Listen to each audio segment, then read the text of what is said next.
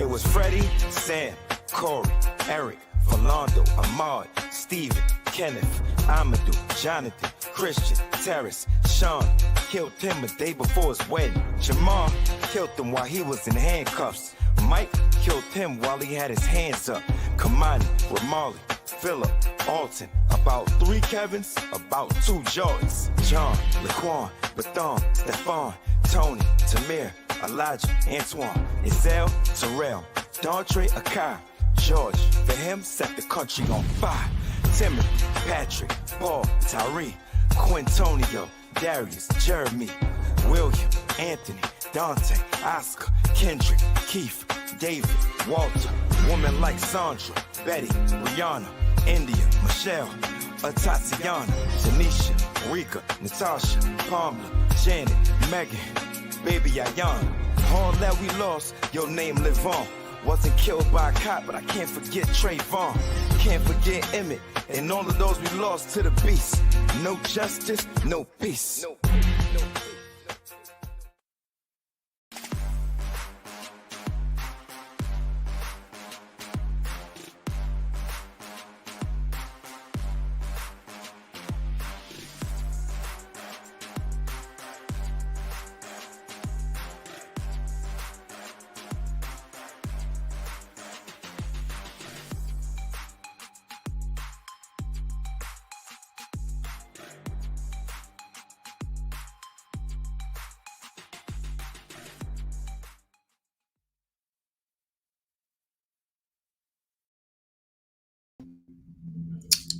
Good afternoon, happy Monday, and welcome back to another episode of Black versus the Board of Education.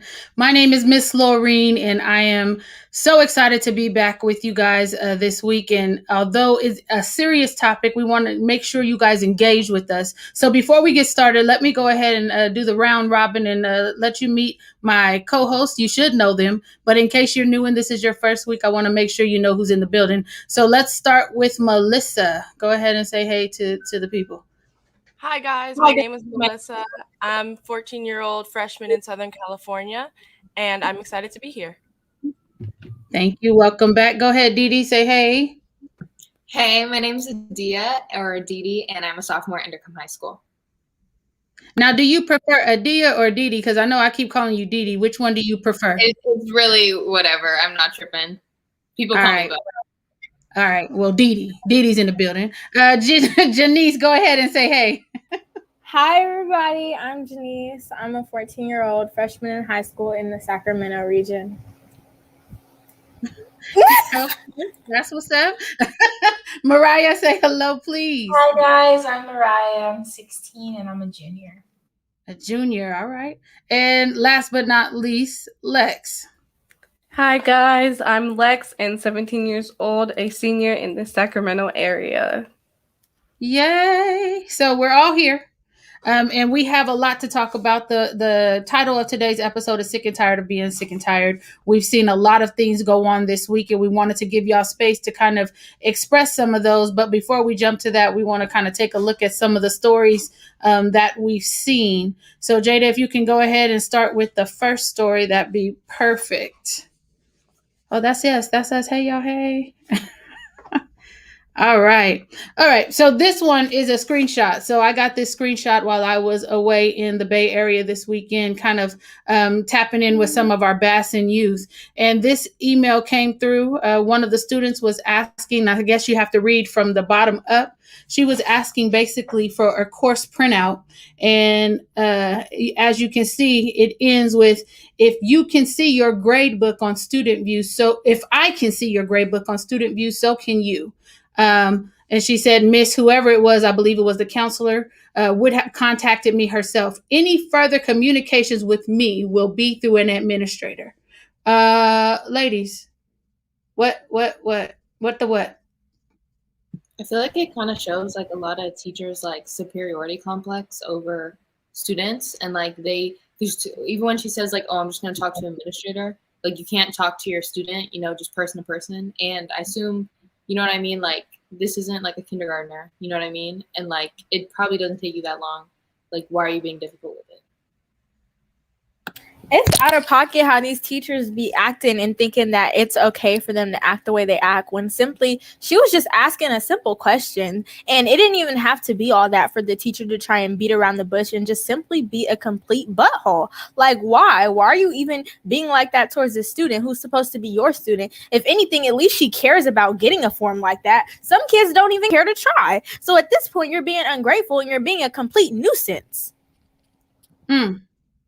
I feel like the teacher was trying to, what's it called, like reassure her power over the student. You know, she's like, well, next time this happens, you know, I'm calling admin and we're getting on you, you know, like that's not necessary. But obviously she felt, I don't know if the word threatened is even right, but she felt some type of need to push back or show that she's better than the student and she has power over the student and basically can make or break the student in a way.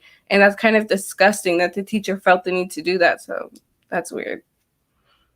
Where does this aggressiveness come from? Like, why are teachers feeling the need to establish some social hierarchy? It's weird.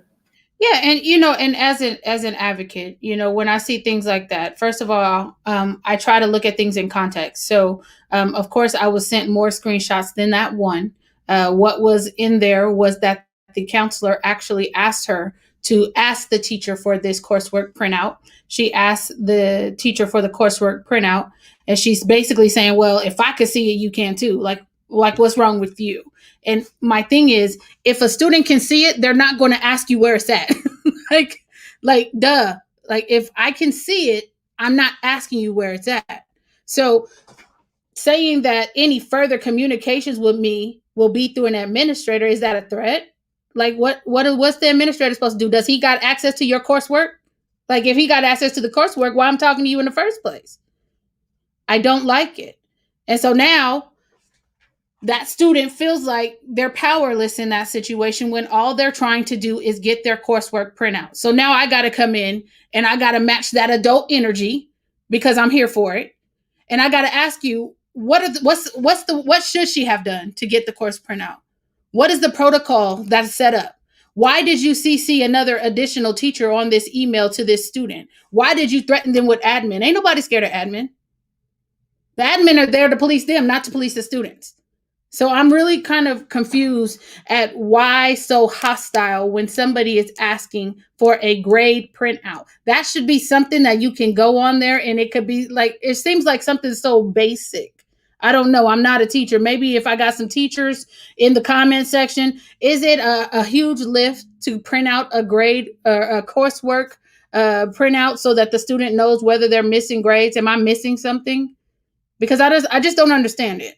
So shout out to that student for sending that to me, and we're going to get right on that. The email has already gone out to that specific school and that specific teacher CCing her, and she needs to be reprimanded for the way in which she talked to the student, period. Jada, go ahead and go to the next student. The next story. So somebody sent this to me last night. So this is the story of there was an administrator in Piedmont Unified School District who set up a restorative circle for white students who wanted to kind of decompress about the Chauvin trial. Is that problematic or no? Very much so. As if white kids don't have a space already enough. The school is their space to talk. The school is for them to have a space to talk. And having been in a restorative practice, no. Because they're not well-intentioned. No, mine wasn't well-intentioned. Okay.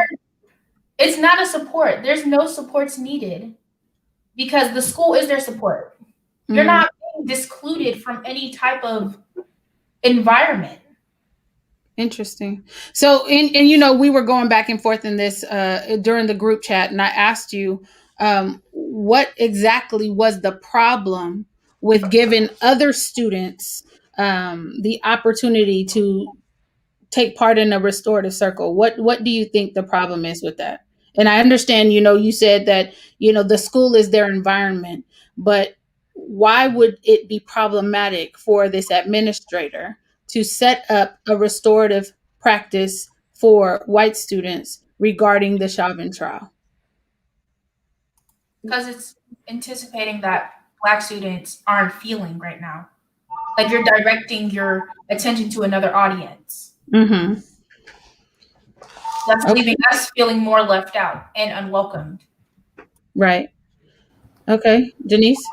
I honestly, quite frankly, I don't see a problem. Misery loves company. Misery loves to be accompanied by something more miserable, something more poor, something more just terrible. So, if they want to accompany themselves with all these white students talking about how hurtful it is that he got charged for 3 counts of murder when he murdered a black man, you know what? They can be miserable all on their own. Misery loves company. I say go off, sis. Do what y'all do. I think that the problem there is more with the fact that they said in the post like it's unfair to black and brown students, but then don't include black and brown students. Like you're saying this is affecting people of color, but then you seclude this one thing, this support group just for white people. So it's like there goes our white peers talking about black and brown issues like they know like what the struggle is. They don't. There's a disconnect, and they didn't even provide or give information about a circle for other students. It was just like, hey, white students, for this we have this support group for the reaction to the trial. They didn't say, and our black and brown students, or our black students who seem to be affected, go to this website or go to this link. And so I'm like, okay, so what about us? I mean, it's our issues, but you're not providing anything for us. Like, you recognize it, but you're not doing anything to help us. It's like they're recognizing it, but then they're kind of brushing us off. So it's annoying and it's frustrating. Like, hello, there's a problem, but you don't address it. Like, if their house is on fire, you're not going to put the hose on the house next to them. Like, it just doesn't make any sense. Well, I think my problem was the whole, this is unfair to black and brown communities. How is it unfair to black and brown communities? Like, why are we being lumped in? Right. So I believe. Go ahead. Who is that? Denise? I don't think it's unfair to brown communities. It's unfair to black communities. I hate when they try to include us to the black and the brown. No, we're black. We're all black, maybe in different tones, but we're all black. So, it's no black and brown in this situation because it wasn't a brown man being held down. It was a black man. Simple as that. So there's no black and brown in this issue. No, it's unfair in a form. It could be unfair to black students, but it's just like, let them do what they do. And us black students, it's like as if we've always had to fend for ourselves on school grounds. We've always had to fend for ourselves on school campuses. So at the end of the day, this is how it's always been. So it's just like more so us continuing to do what we've been doing, which is fending for ourselves. Oh, well, they can do what they do. It doesn't matter. It's not like we're going to be included or a part of the conversation. So how does it affect us? They might refer to it, but they're more so, talking about the man and Derek Chauvin and how poor it is and whatever they want to talk about. So it's more so it affects black students. We're not here to talk about the brown students. We love y'all too, but it's about our black students and our black babies because that's what we're here for. Simple as that. Us black kids. Yeah. And so I'm reading Miss Joy, and hey, Miss Joy from South Carolina. It says, I think it is not excluding them. I would love to hear their side as students. And I think what our students are saying is that sometimes they need to be focused on. This was a highly traumatic situation for the black community, and our black students are having an incredibly hard time. So to see a support group named for someone other than them first, I think that is where the problem is. So I don't think it's specifically about excluding other people, although right now the focus needs to be on our black students and how they're feeling in the moment. So thank you for your comment. And hey, Miss Chanel, thank you. Welcome to the party. So, as the verdict came down, and I know we opened an immediate Zoom up for you guys to come through and kind of express what it was that you were going through last week. Would you mind sharing with the folks who don't know you all and didn't have the opportunity to talk to you guys last Tuesday, I think it was, Wednesday? How did that verdict coming down, what was the type of response that you felt you were gearing up for? And I'll go ahead and I'll start with Dee Dee. I mean, I was honestly, like, when we were texting in the group chat before the response, like, I was kind of assuming it was going to be not guilty because I feel like that's what it always is. But I think it's important. I don't think the verdict of him being innocent, you know, people are saying, oh, we can breathe again, yada, yada, yada. Nothing's changed. Like I saw this thing on Instagram, it wasn't about Black justice. It was about white capitalism. And that's very true because it was just about, the only thing that was different from George Floyd for all the other protests is certain groups of people were mostly not people even in the Black community, but that's a conversation for another time. But we're like burning stuff and like looting, blah, blah, blah. So it was about not having to, it was just about money. No laws have changed. If Black people still can't breathe. Black people could breathe if there were laws in place to make sure, or there are policy in place to make sure this doesn't happen again. Justice is his coming back from the dead. This is just accountability for him killing him. So when I got the verdict, I was just like, it's great, but I also like, what is happening for Breonna Taylor? What is happening for Tamir Rice? What is happening for Philando Castile? Like, you know what I mean? It's kind of just like, Black people still can't breathe. And to say we can't, I feel like it's just kind of mock in the face, and just to say that we're still like, this is justice. It's not justice. Melissa? I was very surprised that he was guilty. We watched it on FaceTime with a few of my friends, and we were all surprised. I really did not think that he was gonna be held, like Dee said, be held accountable for his actions, because, you know, almost no one ever is. But seeing all the things on social media where everyone's like, oh, we got justice. And these are people who are not Black, people who are white and of other races saying, oh, we got justice for George Floyd. No, because his family is still hurt. They're never going to be able to be whole again. And so it's frustrating when people say that we got justice, or people are saying, oh, now, like Dee said, like, we can all breathe now. No, we can't, because this is still happening every single day. Not even an hour afterwards, the police killed someone else, and then a day later they killed someone else, and it keeps happening. And it seems like after we got the verdict, it was happening at a faster pace. And maybe I'm just seeing more of it on social media, but it really seemed like it was happening faster because they thought, oh, we can keep them quiet now because they got what they wanted and we get to do whatever we want. So it's frustrating. Janice, you were going to pop in there. Oh, Janice was finna say, like, once before that happened, why you go third person on us? You right? Okay. Come on, Janice. Anyways, right. So before this whole, like, the verdict was determined, like, my mom was like getting groceries, like, you know, stacking up on food, stacking up on paper towels, because of, you know, the loss of hope in the justice system, the loss of hope in the people who are in positions of power within this country. I feel like the verdict, it was good, not great. It was okay, but that's the bare minimum. They give us the bare minimum, minimum. They continuously give us the bare, and us being like, oh, that was justice. Like, y'all are just satisfying for anything. Like, y'all settling for so much less than what we deserve. Like, what's the reason? Because really, they didn't want us tearing up this country. That's why they pleaded him guilty on all 3 charges, because they didn't want their stores rioting. They didn't want people out on these streets. And quite frankly, their economy cannot afford to be shut down again, which is why they're trying to get everybody pro-vaccination. Go get vaccinated. Be out here, you know, spend money on our economy. Y'all can't afford for us to riot. Simply, y'all was making, like Adia said, a smart money move. Simple as that. It's not justice. No, it's them protecting themselves. Simple as that. It was a protection mechanism. It wasn't them, oh, we care about the people, that was wrong what he did. No, they simply don't care. They don't care about our lives because they continue to take our lives. Obviously, they don't care about us. Simple as that. It was them more so protecting themselves and keeping their own security, because they don't care about us and they never have. Mariah? Y'all, I am so, like, tired of being a consumer of all of this as a young Black woman. Like, as a young Black lady, we're not giving you the woman title yet. You're not 18. A little woman, I know. Anyway, I don't know. As soon as we had that call, I talked, like, I felt the tension in my jaw, like, just like that anger and frustration and just like irritate, like all those emotions put into one. And I was just like, I was put in a place like, that's not justice, you know, that's accountability. It's the bare minimum. And like Janice said, we're not gonna get justice because they don't want us turn up these streets. They want money. It all brings down to a socioeconomic standpoint. And it sucks because, like, as a consumer of all of this, we're witnessing it happening in the world. And then we go home, we still watch it in the news. We go to school, we still see it at school. We get no reprieve.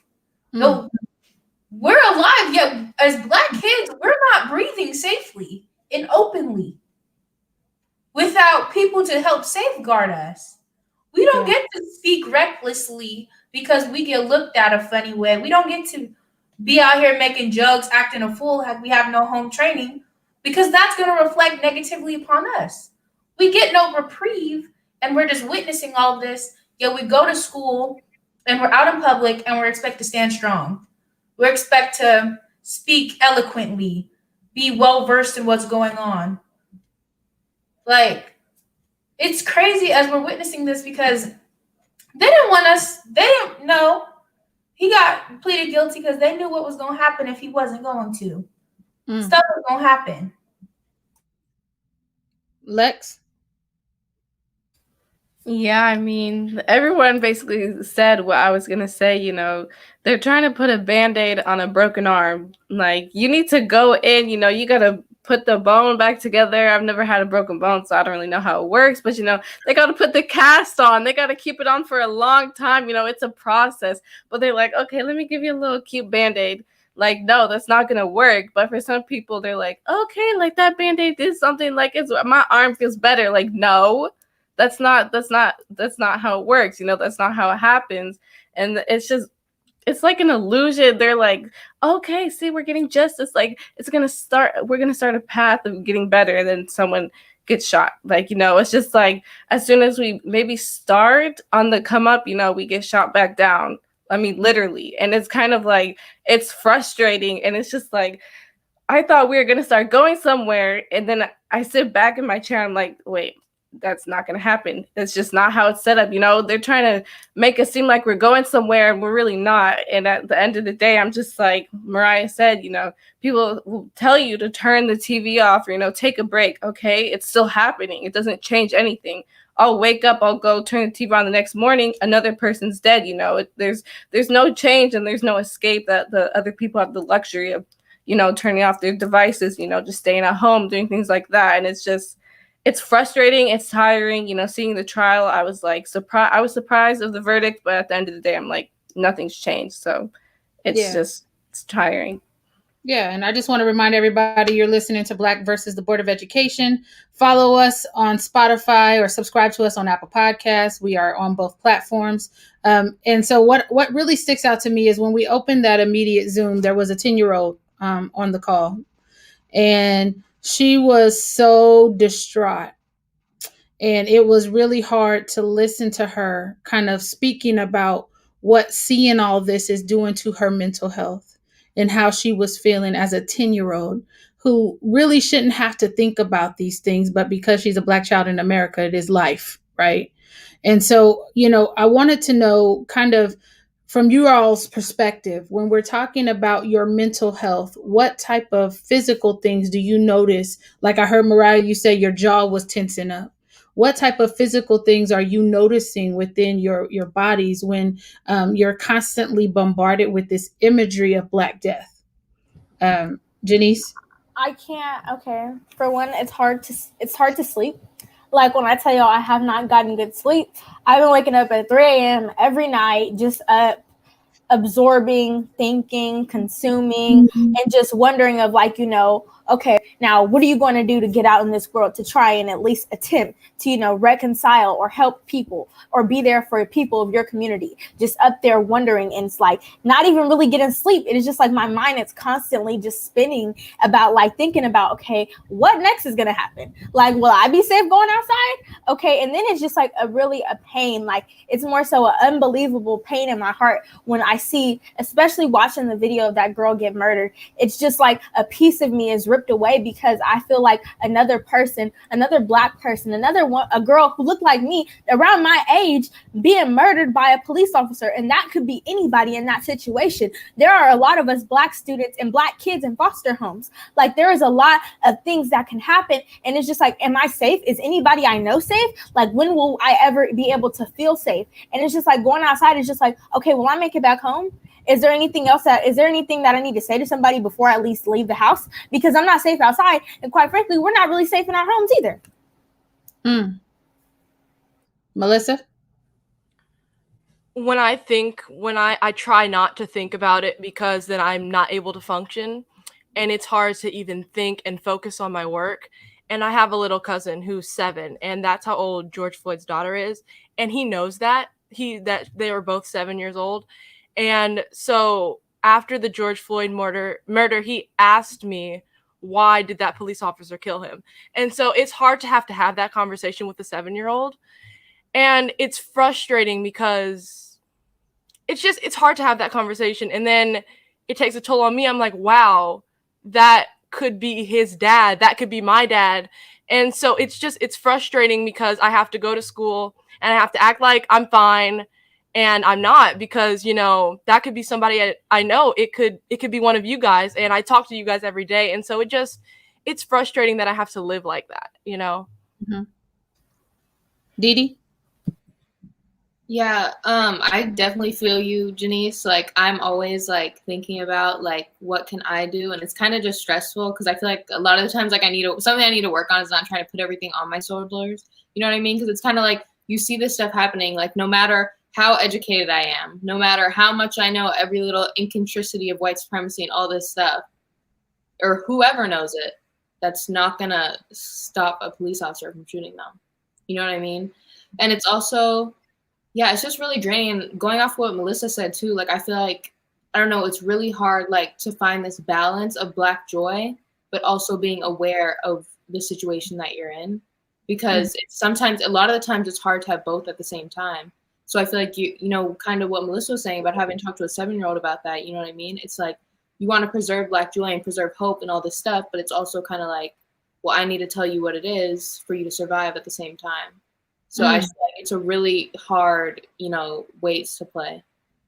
Yeah. Lex, were you about to unmute? Was that what you were doing when you were moving forward? Yeah. I know where my stress is and like where it sits on my body. Like when I'm physically and emotionally like feeling some type of way, I always get affected in my chest area, my lungs. I physically feel like I can't breathe. So like, and when I see something, it's like when someone's yelling at you or upset with you and you like really need to say something, but you can't. So you have to keep it and you get that feeling in your chest. That's how I feel all the time. And cause I can't do anything. I can't say anything about it where I think will be heard. That's why, we did this podcast, cause our voices are being heard right now, but it's just like, I can't go anywhere. I can't do anything. So my chest is just like getting super heavy and I feel like I just can't breathe and nothing's coming out. I'm just like, wow, like I need to take a step back. This is taking not only an emotional toll, but physical toll on my body. Like I can't do anything. I can't even speak right, and it's just like what Didi was saying. It's like, you can't go out places. And you have to like assess your situations, because it might be a life or death at the end of the day. So, it's really hard sorry, I just lost my train of thought, to be Black and be happy, be up-spirited, when you're always looking down upon it. You never know when a situation could like that quickly change, and it's really disheartening. And I can't breathe. Yeah. Mariah, you want to add on? Like I said earlier, it's like I feel it in my jaw. Like it's a burning, freezing, it's a hot and cold type of feeling, like, and you feel like the weight on you. It's like those pressures. And it's funny how Janice said, like, we can't feel safe in our homes. You see how they had a no search warrant? They came up in there. Oh, you talking about a no knock search warrant? No knock. Sorry, my bad. No knock. Okay. Like a no search warrant. Like I flinch every time a FedEx driver comes. Really? And we have a Ring doorbell. Like, where there is no type of safeties, it's hard for us to find it, and that just traces into comfortability. Like, we get no reprieve. We face this every single day. Like, and it's crazy how a lot of people don't have others to talk to, or even the emotional capacity to talk to someone. Yeah. And it's like, it's crazy. I wanted to ask something for all of you guys. I know Didi said, it's kind of hard not to take things personal when we see these things happening, or not like take them all on. But I was talking to my dad and I was like, how do you not take it personal? Like, these are our brothers and sisters being killed. You know, these are our brothers and sisters being shot in the streets. So it's like, do they not want us to take account for that? Do they not want us to care?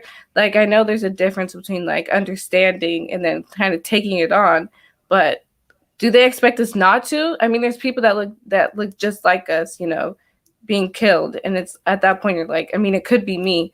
I might as well like carry that weight, carry that burden. So I wanted to know if you guys are all kind of doing the same thing, because I know I am, and I know it is taking a toll on me, but I just wanted to know if you guys are as well. I feel like directly it's very much me. I've gotten to a very simple place in my mind to where it's just like, you know, there's nothing I can do about these things.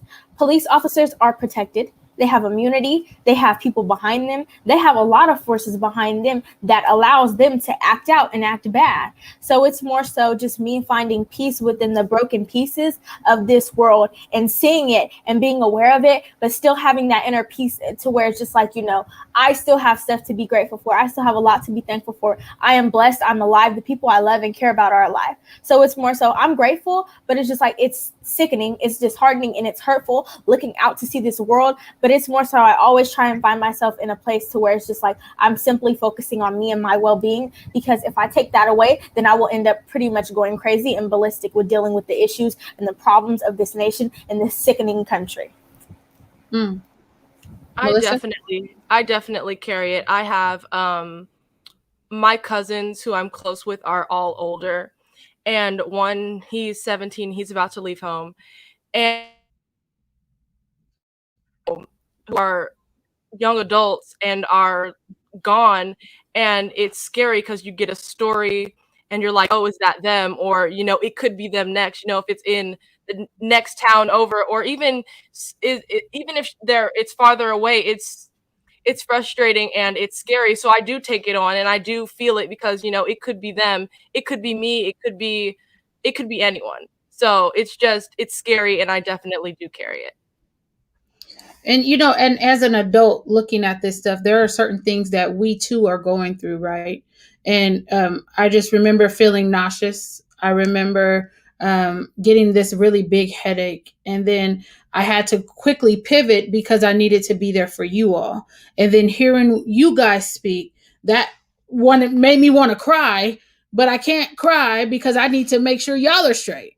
And so I think that a lot of times we do this work. You guys are talking about making a difference, and that's exactly what these adults in BYLP and all of our support work networks are doing. But what I have to tell you is when we went down to the Bay Area this weekend, and there was a really strong difference between the young ladies in Bassin, not just because they're non-black, but the young ladies in Bassin, and then the young ladies from BGSN. What I noticed was that the young ladies in Bassin, they were children. They were allowed to be children. They responded as children were. They were carefree. They were happy-go-lucky, like all of the things that I would want for all children to have access to be. But then when we turn around and we look at our young ladies from BGSN, you guys are very, very serious. You guys are very aware of what's going on around you because you have to be. And so what I'm trying to understand, and you know, maybe you all can explain it to me. Do you see the difference between yourselves and how your counterparts are allowed to just exist in this world? And Mariah, I saw you shaking your head, so I'm gonna come to you first, and then Yeah, I'm gonna come to Melissa. our meeting we had the other day, the man in the background was like, wow, you speak so good. Like, you're 16? Yeah. I don't have the luxury of not speaking as Man. eloquently or as straight as I do. I don't have the luxury of not having a wide vocabulary and stuttering and saying, and oh, I guess, I don't know. No, because I have to be smart. I have to be socially aware, or else I'm not going to be respected. If I act dumb, I'm going to be treated dumb. My mom has taught me that ever since I was young and can talk. We have to try harder to be respected less than. Okay. And it's a pattern. And specifically for Black girls, it's a pattern. Over adultified. We have Yeah. to act more than. We have to act older, be more respectful, mindful of the things that we say, intentional with our messaging, or else we're not going to be respected. And intentional with your hairstyles and your dress code, but that's a whole nother story for a Yes. different day. Uh, Melissa. I definitely see a difference with between me and my counterparts. I actually was gonna have a conversation with a friend today. Well, she's never mind.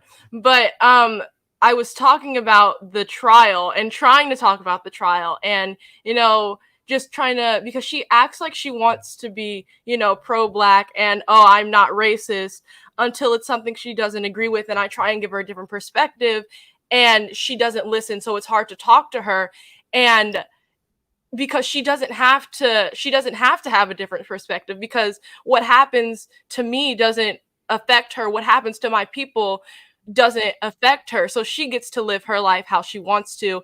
And everything that I do, I have to be an overachiever just to be seen the same as the white students around me. I have to, I'm taking a college class right now, and everybody around me who doesn't go to my school, all the white kids are like, really? Why are you taking a college class? Because I have to, because, I go into this world and I'm going to be beaten down even more than I am right now as a student.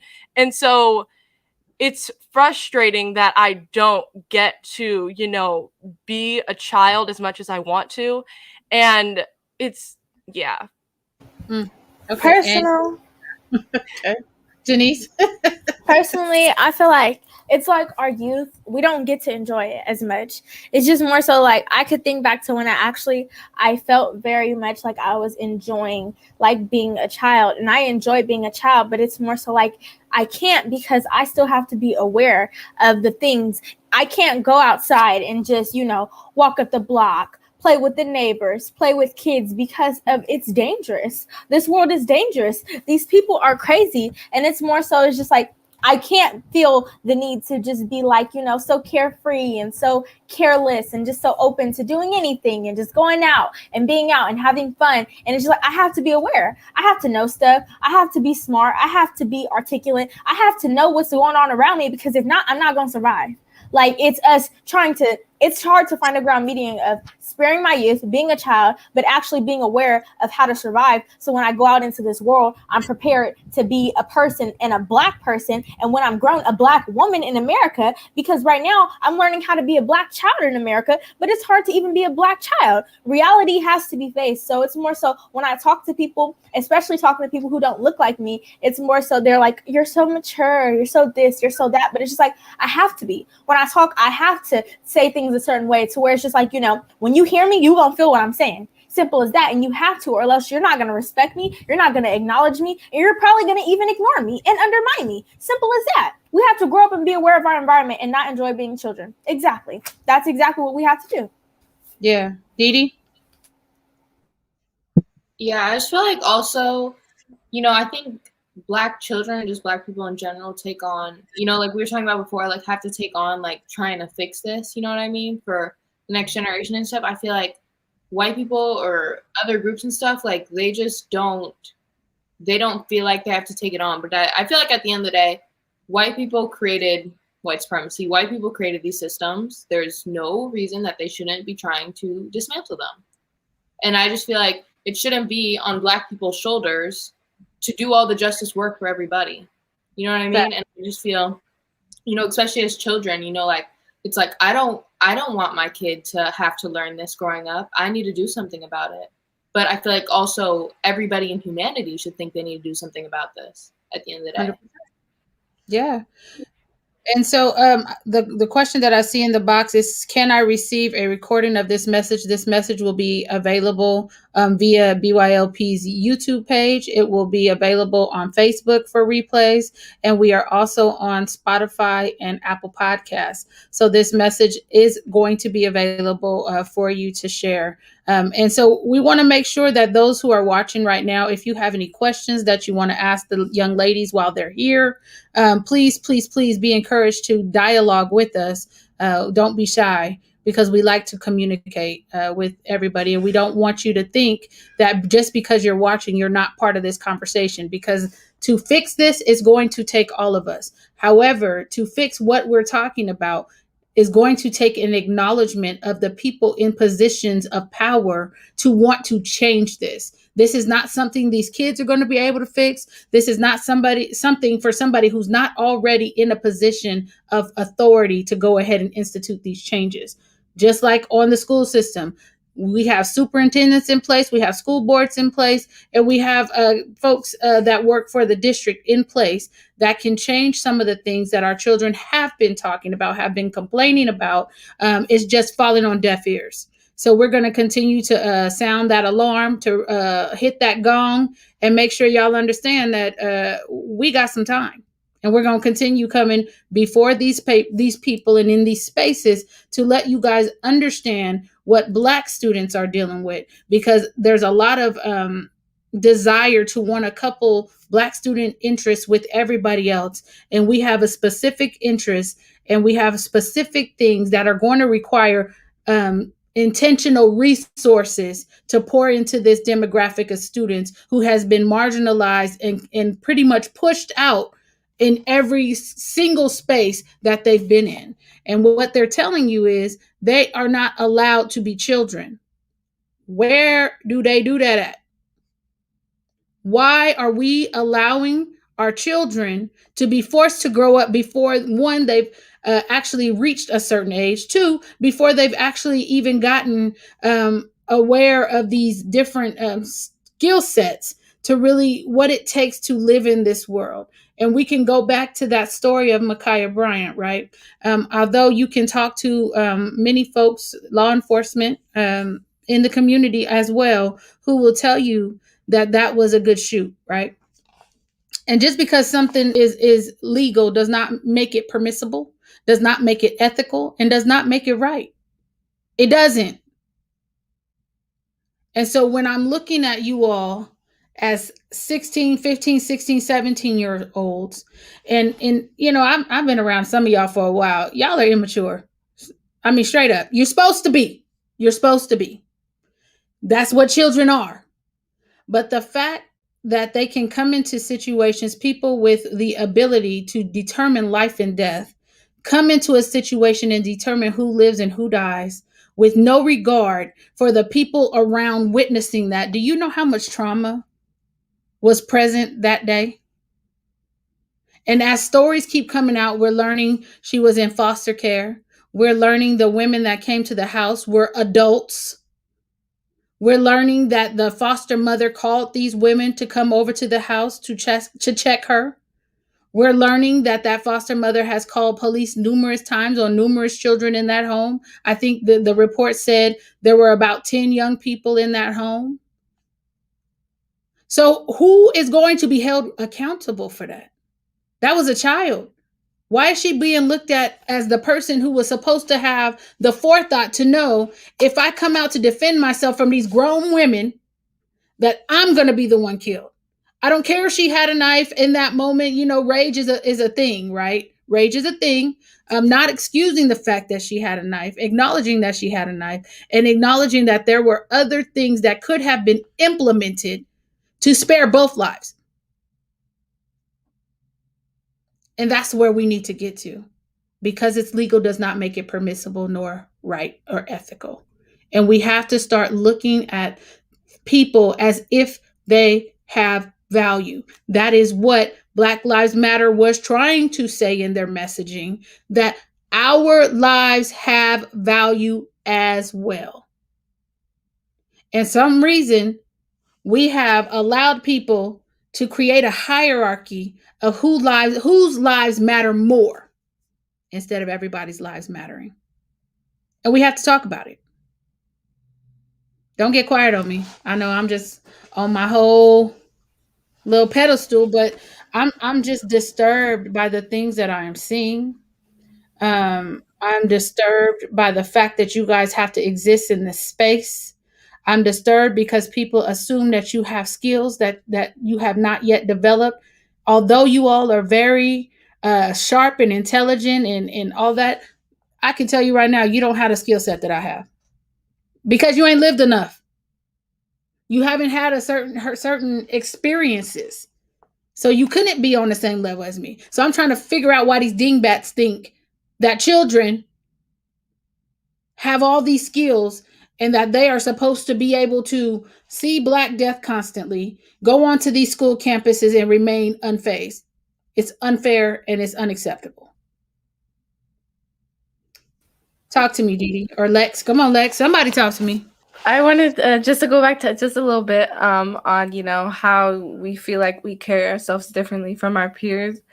Personally, I never realized that I was, you know, carrying myself a little different than my counterparts. I mean, I did grow up in a white family, you know, so going out, I never really had to like hold myself to a different standard. You know, my parents never gave me the talk about anything really, you know, because they, of course, they didn't feel the need to, one, and they didn't know about it, you know, for the most part. I mean, how are they supposed to know that, you know, if we get pulled over, you know, they might try, one of us might be dead, you know, they're white. They don't have to think about that. They don't have to think twice about it, you know.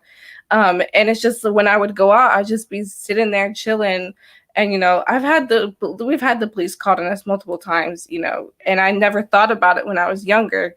Because I was just like, oh, okay, you know, it's probably just because, you know, I'm Black, they're white, you know, there's a little disconnect. And I never thought of it any deeper that maybe I'm just Black and you see these two white people with these two Black children. So it's just like, what's going on here? Like, this is interesting. Or how my parents we'd be out in the park and they'd say, get in the car, we're going to leave, you know. I never tried, like, connected anything like that as a kid because I was like, okay, like something must just be happening, because I never really knew that there's any type of racial divide or different standards or the talks that we had to have as younger kids. I never had to go through that.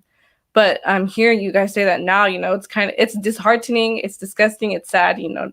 Now I'm thinking when I have kids, my kids are going to have to go through that, you know. It's just, I don't know how you guys do it. Who's you guys? All five of you in this call right now. Well, I mean, and then I just want to provide folks listening with context. So you are adopted. You were adopted by white parents. Yes.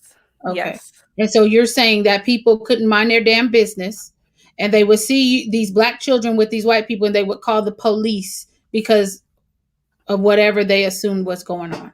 Right? Yes. Okay. I just wanted to clear that up for anybody who may be confused at what you're trying to explain. But you're saying as a daughter of adopted white parents, these are things that you never realized you had to take into consideration. And then listening to these young ladies who have not been adopted has you rethinking the things that you have seen as you've grown up. Is that what you're trying to? Okay. I wanted to make sure we make it clear. Okay. Dee Dee, do you want to add in anything? I actually had like a question just opposed to you guys, you know, just like reconnected to school. Like, what do you think is stuff that like schools or teachers could or / should do right now in these times? Good question. Yeah, go ahead, Janine. I think that teachers, they need to be aware. Like, teachers be so dumbfounded because they just be so unaware. Like, you don't know about this. I'm sure it's on your TV too. Like, they really, and it's just like they be existing in their own little world as if they don't care enough to go and, oh, let me turn the news on. Let me see if there's anything going on ethically in this world that may be affecting my students. Oh, why isn't nobody participating? Oh, why isn't nobody responding? Then you got the teachers. Can somebody respond? Oh, so I'm just going to start subtracting points. Oh, well, nobody's responding. So, I mean, that means everybody knows the answer, right? Let's move on. Like, no, why don't you try and check in on us? Why don't you see what's going on?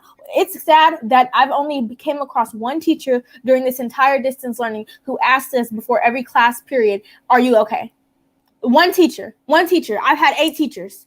One teacher. It's sad. Y'all need to really be connected with your students because y'all want to correct us and correct how we do the work you give us, but y'all can't connect with us and connect with the problems and the issues we face on a daily basis. Simply, it's more so y'all don't care. And it's at this point, so why should we care? Why should we care to participate in y'all classes? And y'all don't care about us. It's sickening. It's so sad. I feel like teachers really need to have a change of heart and a change of mind and training. Some of these teachers shouldn't even be teachers, but that's another talk for another day because some of y'all shouldn't be in y'all positions. But anywho, child, next. Okay. I would say awareness is the bare minimum. Like, Black kids, we have no environment or capacity to feel. There's no room for that because we're over adultified. We're over expected that we need to act good, that we're forced into compliance, which leads to the silence that we're ultimately leading to. Because we don't get called on. We're just expected to answer we're just expected, oh, I'm good today. I'm good. I'm fine. Like, no, we're seeing what's happening up in the news and we're feeling every aspect of it. And we're expected to be okay. We're expected to be fine. There's no room for us to have emotions or separate feelings. It's not acceptable for us to say, I'm not okay right now. I'm not going to be productive in this class period because my emotions are strong. Because I'm a child. I don't have the capacity to know. I don't have the capacity to be as atoned or in control of my emotions as you do as my teacher. And they expect us to. And it's disgusting. Because they're assuming you have the same skills that they should possess as adults. But yeah. Melissa? Yeah, so I think that teachers need to be okay with being uncomfortable, and they need to be okay with making the other students feel uncomfortable.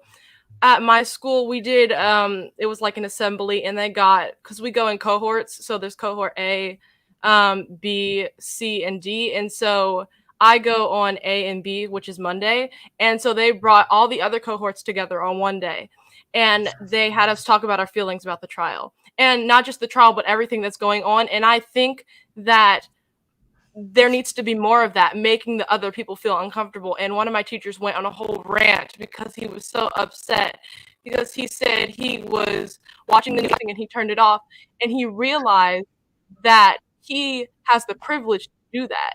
And other communities, like the Black community, don't get to just turn off the news because, it could be our friend, it could be our uncle, it could be someone that we know. It's someone who looks like us, so we feel like it is us. And so I think that we really need to get comfortable with making other people feel uncomfortable, because as Black students and Black people in general, we're uncomfortable every single day because of how we look, and society looks at us differently because of our skin. So we need to get comfortable with being uncomfortable. Yeah, I agree. I think we also need to get comfortable with like telling our teachers like we're more than just a paycheck, because they're not talking to us about this because they're not getting paid to do it. They're getting paid to do this lesson plan, and they're like, okay, I need to get you all through this lesson. We got a test Friday. They can't take time out of their day to be like, how are you guys doing? What's going on? How can I help you? And maybe we need to be like, hey, I know you're not getting paid right now, but you need to create a space for us. Even if it's like during lunch, you guys can come into my room and we can talk about it. They're not even doing that. And it's like, how do you expect us to try and be in your class when you're not even going to be there for us? And yes, I know that technically that's not your job, but you can't expect me to excel when you obviously aren't giving us the same energy, because like if my teacher's obviously not there caring about me, I'm just going to be like, okay, this class sucks. I'm going to do whatever I can to get by. But, I'm not going to do the most in this class. I'm not going to be participating. I mean, you couldn't even give me the common courtesy to ask me how I'm doing, like how I'm being affected. They always say, you can shut your TV off. Like Melissa said, you can get off social media. Okay, that doesn't change the fact of anything, and they're like, you need to stop bombarding yourself with all this stuff. It's still happening whether I turn the TV on or whether I turn the TV off. It doesn't change the fact that things are wrong and no one's doing anything to change them. So at the end of the day, the teachers need to understand that we're more than a paycheck. We're your students. You're here for us. So you need to accommodate us with what we need. And Black students need more than just you going in and teaching a lesson.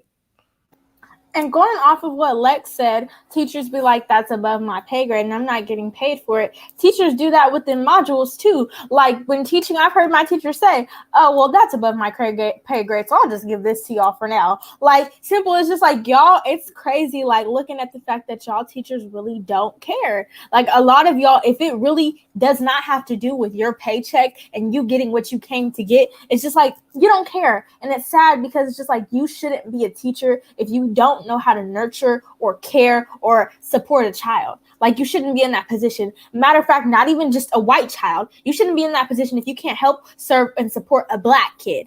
because that's what we're here for. Black kids, because it's Black versus the Board of Education, because y'all wrong and y'all crazy. And these teachers should not be teachers. A lot of y'all should not be in y'all positions because you weren't taught right. You weren't trained. You simply are unaware and you're simply ignorant. Like, and it's just like they weren't even taught to care. And it's just like they're putting us in these classrooms and they're expecting us to excel. And it's just like getting that response, going back to how that teacher responded to that student. Like, it's a major disconnect, and that teacher shouldn't even be a teacher, because what qualified you to talk to a student like that? What allowed you to get through your program and get a teaching credential if you don't even know how to communicate with people? Because obviously the communication, it's not there. I agree. Didi? Yeah, not to answer my own question or whatever, but I feel like don't y'all remember like when we got out of school for like COVID or whatever, when we weren't in school in person, everybody's like, I know this is a really hard time for everyone. People are losing their lives, so we need to just chill on the work. I'm like, bruh, Black people are losing their lives every day. I mean, I don't know if you're, paying attention, but I mean, I'll take that. Not having to do as much work, but it's kind of just like, where's the double standard when it's happening to Black people and like nobody cares? Second of all, I think also when this stuff happens, not even when this stuff happens, before this stuff happens, actually, I think, schools and teachers and districts or whatever need to also analyze how they are a part of the problem. The racism in their system and in their school and stuff like that. They need to figure out what's going on there. I feel like a lot of okay, one thing, teachers or whatever, they'll be like, I stand with BLM, defund the police, or, superintendents or whatever. Like, people act like defunding the police starts at a government level. Our school districts are paying like $100 million for police every year. You're a part of the problem too. And, you have all this stuff. And there's also this quote on Instagram, which I thought was facts, is just like, teachers are to Black students what police are to Black people. They just don't have guns. Feel me? So, you feel me? So I just feel as if they need to, analyze their own racism in the process. And then I think we might be talking about this next week too. There is the school to prison pipeline as well with these teachers and with these staff and all that. It's all interconnected. We can't just be like, it's so bad that police brutality has happened. Okay. Hope you guys are okay. No, you're a part of the problem too. And you can't act as if you're just this big institution that's just like, we're so anti-racist. We're so pro-Black. Like, no, you're not. You're not. And you're a part of the problem as well. And that's just, it is what it is. And it's 100% right. And I think that there was this one meme or something that I put up on our page a while ago. It says some teachers want to know what they can do to help the situation. And the easy answer is retire. Some of them don't need to be there. And we have to have that conversation, and we have to be honest about that. Some of them lack the mental capacity and the cultural competency to be there for all students, which is what they're supposed to do. But y'all something else. Y'all make me happy. I just have to tell y'all, I'm so proud of you guys in the way in which you're able to kind of make the picture very, very clear for folks who are listening. And I know we're running out of time, but I want to thank everybody who joined us today. We are Black versus the Board of Education. We're missing one, but I'm sure she'll try to tap in next week. Miss Trinity. We want to make sure that, again, you guys are following us on Spotify, subscribing to us on Apple Podcasts, leave a comment, leave a review. We love all that. You can email us at the podcast at bylp.org if you have something that you want to tell us, if you have complaints regarding what's going on your school campuses, if they're just absolutely ridiculous and you need some support, you can contact us here at the office, 916-513-7959. I did hear that folks are interested in purchasing one of these fabulous t-shirts. Go ahead and model for them, ladies. Go ahead and model. Yep. I heard that these people want to purchase these t-shirts. We will have them available on our website by the end of the week. So make sure you guys tap in with us. You support these beautiful young people and their voices, because they deserve to be heard too. It is not enough for people to say they don't know how Black students are feeling when they're telling you. It's up to you to listen. So once again, we love y'all. We thank y'all for listening. We are so proud of our young people. We want to do this again next Monday. What do you say, ladies? Can we do it again next Monday? Yeah. Oh, I got some thumbs That's a up. So yes for me. That's a yes for me. that's what I like to hear, because it doesn't change unless we're willing to put in the sweat equity to make sure we get these issues to the forefront. Now we're just going to put the ball in their court and make sure that they're listening to you. So with that being said, I am Miss Lorene. This is Mariah. That's Melissa, Lex, Janice, Adia. We are Black versus the Board of Education. And on 1, 2, 3, we're going to hit them with that good wave. 1, 2, 3. We will see y'all next week. Same time, same bat channel right here live from Wakanda Elk Grove.